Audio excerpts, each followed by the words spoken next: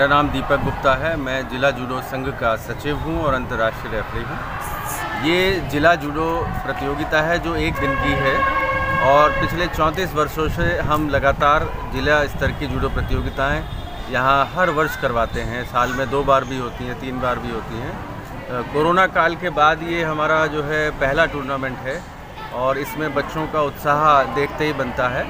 ये आज सुबह 10 बजे इसका उद्घाटन हुआ, जिसको जो है यहाँ के JV जैन कॉलेज के पूर्व रिटायर्ड रीडर जो हैं डॉक्टर JD जैन साहब ने दीप प्रज्वलित कर उनका उद्घाटन किया। उनके साथ मौजूद थे यहाँ के विधानसभा परिषद के सदस्य श्री शाहनवाज खान साहब और alumni association JV Jain college के श्री कुलभूषण जैन, गुलशन नागपाल जी, PK शर्मा जी और मुन्नालाल कॉलेज की प्राचार्य मिस पंकज छाबड़ा जी, यहाँ की head of the department sports and physical education doctor Rita Bora ji और हमारी तमाम तकनीकी समिति है जो इस प्रतियोगिता को निष्पक्ष तरीके से संपन्न कराएगी। आज शाम को इसका समापन है, जिसके मुख्य अतिथि यहाँ की जो नगर आयुक्त हैं मिस गजल भारद्वाज जी IAS, वो इसका समापन और पुरस्कार वितरण करेंगे। सर, कितने बच्चों ने भाग लिया इसके अंदर? इसमें लगभग 250 बच्चे जनपद के कोने कोने से आए हुए हैं, जिसमें सर्वोदय ज्ञान पब्लिक स्कूल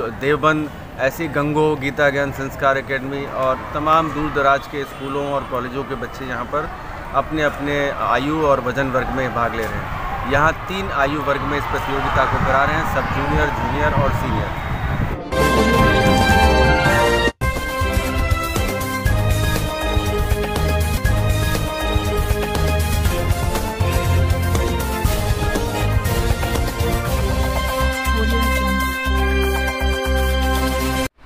नमस्कार, मैं योगेश दहिया, आम आदमी पार्टी सहारनपुर से। जैसा कि आप जानते हैं, मोदी सरकार ने अपने चंद पूंजीपतियों को मालामाल करने के लिए देश में भयंकर मारामारी का माहौल बनाया हुआ है। आज न कारोबार है, न रोजगार है और महंगाई का आलम तो ये है कि वो महिषासुर की तरह मुंह बाए खड़ी हुई है। आपने देखा होगा कि कॉरपोरेट टैक्स को 30% से 20% करने पर करीब 1,45,000 करोड़ का फायदा चंद पूंजीपतियों को हुआ है। पिछले कुछ सालों में 11 लाख करोड़ का टैक्स उन्होंने चंद पूंजीपतियों का माफ़ किया है।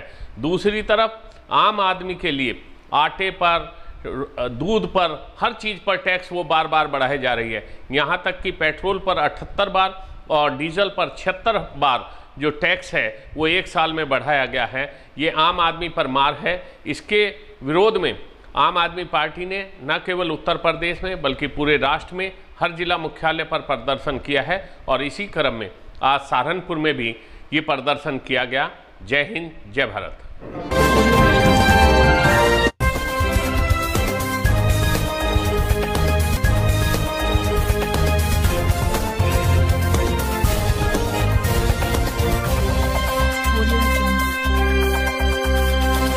भाई, आज जिलाधिकारी महोदय से जनपद में किसानों की अनेक समस्या पेंडिंग पड़ी। कभी तो चुनाव का बहाना, कभी कोरोना का बहाना, कभी कावड़ का बहाना और पिछले 4-5 माह से कुछ मांग ऐसी हैं जो तुरंत किसानों का समाधान होना। एक तो लाखलोर गांव है जिसमें भूमि अधिग्रहण में बहुत बड़ी धांधली, बहुत बड़ी ज्यादती जो हुई थी, उसे DM साहब से अवगत कराया कि जो तत्कालीन SLO थे, जहाँ से रेल या प्रोजेक्ट कॉरिडोर चला था और जहाँ तक गया सबसे कम मुआवजा लाखलोर के किसानों को दिया गया और वो जानबूझ के दिया गया। तो DM साहब को अवगत कराया कि उसकी सही जांच करके उन्हें किसानों को मुआवजा दिया जाए। दूसरे, गन्ने का भुगतान बजाज शुगर, दया शुगर, 2 फैक्ट्री हैं जनपद में जो गन्ने का भुगतान दिसंबर तक का मात्र भुगतान किया। सरकार आंकड़े दे और मिल वाले भी झूठे आंकड़े दे, जबकि वास्तविक किसान हैं, हम उसी मिल के किसान हैं, हमें दिसंबर तक का भुगतान मिला। दूसरे, बिजली विभाग और भाई जितना सरकारी देय है सरकार ने डंडा दे रखा। किसान को जो है रोज़ घर घर किसी को जेल में बंद करा जा, किसी की RC काटी जा, तो वो पैसा हम कहाँ से दे? जब मारा सरकार पे है सारा गन्ना मिलों पे। तो DM साहब को अवगत कराया। इसके अलावा भी 2 NH इस जनपद में और निकल रहे उनमें भी समान मुआवजे की बात है। दूसरे पावर ग्रिड की लाइन 2-3 निकल ली ज़िले में, उनमें असमानता है मुआवजे में। तो इन सब समस्याओं से डीएम को अवगत कराया। 1 सप्ताह का डीएम साहब ने भाई समय निर्धारित किया, और नहीं तो बड़ा आंदोलन इस जनपद में इन समस्याओं को लेकर जो है शुरू किया जाएगा।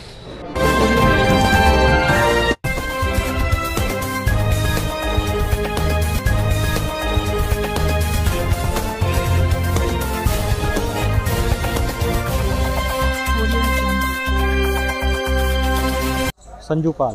आज किस लिए आए थे डीएम साहब? हमारे गांव के एक बहुत ही गरीब व्यक्ति है, हसरत पुत्र रियासत, जो कैंसर पीड़ित है और अपने इलाज का खर्चा उठाने में वो असमर्थ हैं। उनके पास जो संपत्ति या जो धन था वो सारा उनकी बीमारी में खर्च हो गया। तो जिलाधिकारी महोदय से एक प्रार्थना करने आए थे कि इनका इलाज का खर्चा भारत सरकार या प्रदेश सरकार के द्वारा उठाया जाए, ताकि ये अतिशीघ्र स्वस्थ हो सके। क्या आश्वासन है? जिलाधिकारी महोदय द्वारा हमें आश्वासन दिया गया और ये कहा गया कि आप लोग निश्चित रहें, प्रदेश सरकार व भारत सरकार द्वारा जो भी मदद संभव होगी वो कराई जाएगी। और जिलाधिकारी महोदय ने सीएमओ साहब को इसके लिए निर्देशित कर दिया है।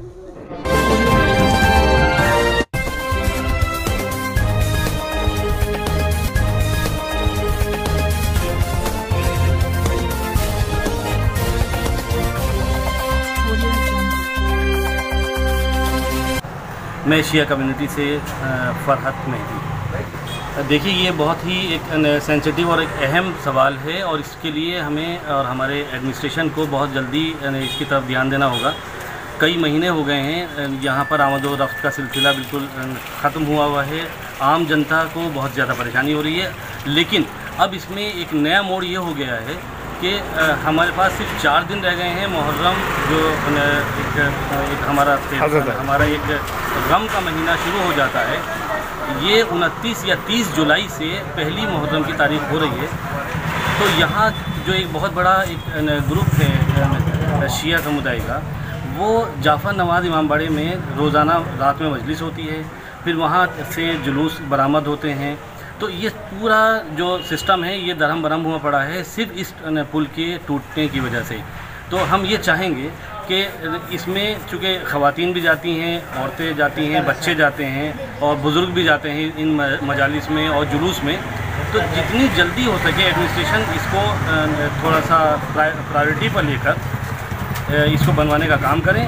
और जो यहाँ की आज़ादारी है वो बहुत ही जद्दी आज़ादारी है। आप ये समझिए कि 250 साल से भी ज़्यादा का अरसा है जिसमें ये मुहर्रम के जुलूस यहाँ से इसी रूट से निकलते हैं। ये रूट भी बाकायदा रजिस्टर्ड है कागज़ों में।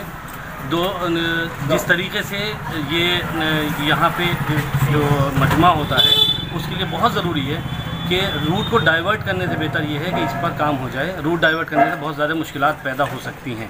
अच्छा, एक ये है कि 1 तारीख से लेकर 5 तारीख तक के तो आदमी कहीं ना कहीं को निकल के जा सकता है, लेकिन आपके जो जुलूस हैं 6 और 7 और 10 तारीख का, ये एक अहम जुलूस है, इसके लिए क्या होगा? जी, 6 तारीख को यहाँ छोटे इमामबाड़े नखासे बाजार से जो खाले पास जाफर नमाज में जो जुलूस जाता है, और 7 तारीख को उसी तरीके से जिसमें हज़ारों का मजमा होता है उधर से ये छोटे इमामबाड़े के पास जुलूस आता है। और 10 मुहर्रम को जो वो भी वहीं से, यानी खालेपार में 2 जुलूस अहम हैं, हालांकि छोटे छोटे जुलूस मुताबिक हैं। 2 जुलूस ज़्यादा अहम हैं जो 7 मुहर्रम को और 10 मुहर्रम, यानी 10 मुहर्रम 8 या 9 अगस्त को हो रहा है। ये डिपेंड करता है मून साइड पर। तो जिस तरीके से ये अभी के हालात हैं, हमें नहीं लगता कि ये अगर एडमिनिस्ट्रेशन ने इसकी तरफ तवज्जो न दी तो ये हो पाएगा।